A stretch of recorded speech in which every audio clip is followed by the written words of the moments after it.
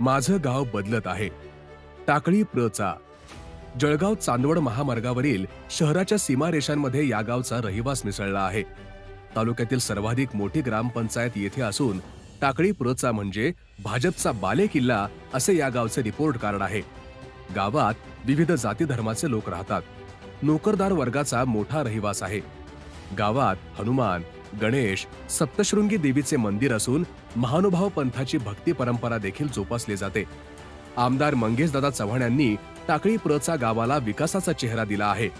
वारी ज्येष्ठांची आणि वारी पंढरीची हा जो उपक्रम गेल्या 4 वर्षापासून सुरू केलेला आहे आणि या 4ही वर्षापासून मी दादांच्या बरोबर पंढरपूरच्या वारीला दरवर्षी हजर असतो आणि वारकऱ्यांबरोबर दादा साधत असलेला संवाद याच्यातून खूप काही असं मात्र आनंद मिळतो. सर्व जे वारकरी मंडळी आहे त्या वारकरी मंडळींनाही आनंद मिळतो. कोणाही आडल्या नडल्याचं काम, कधी कोणाचं दवाखान्याचं काम आणलं असेल, कधी कोणाचं काम आणलं असेल तर स्वतः दादा मात्र जातीने त्या कामामध्ये लक्ष घालून त्या माणसाला मदत करतात.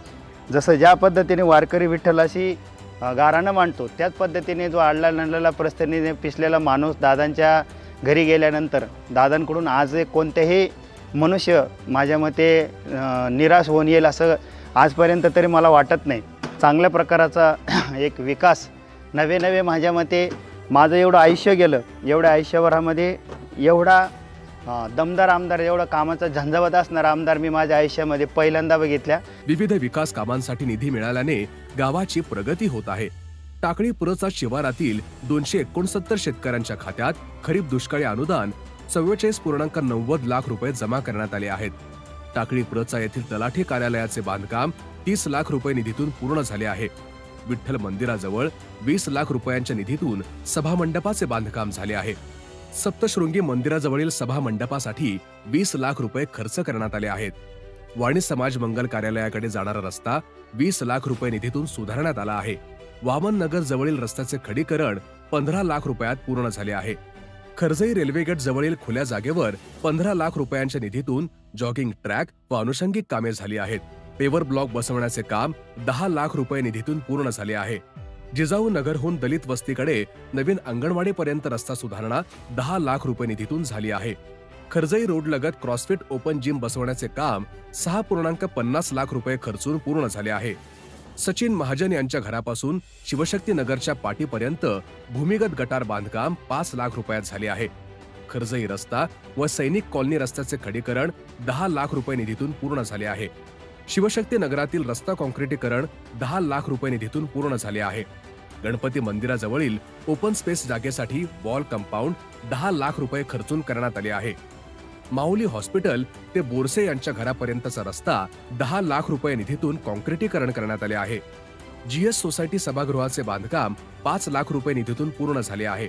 वामन नगर येथे श्री अशोक शेटे यांच्या घरापासून श्री दगडू गवळी यांच्या घरापर्यंत रस्त्याचे काँक्रिटीकरण 4 लाख रुपये खर्चून करण्यात आले आहे. गणपती मंदिरापासून निळकंठ ब्राह्मणकर यांच्या घरापर्यंत भूमिगत गटाराचे बांधकाम 1 लाख रुपयात झाले आहे. राकेश निकुंभ यांच्या घरापासून प्रमोद रूपसिंग यांच्या घरापर्यंत भूमिगत गटार 30 लाख रुपये निधीतून पूर्ण झाले आहे. वामन नगर येथे प्रवीण जोशी यांच्या घरापासून श्री संजय बागुल यांच्या घरापर्यंत रस्ता खडीकरण करण्याचे काम 2 लाख रुपये निधीतून पूर्ण झाले आहे.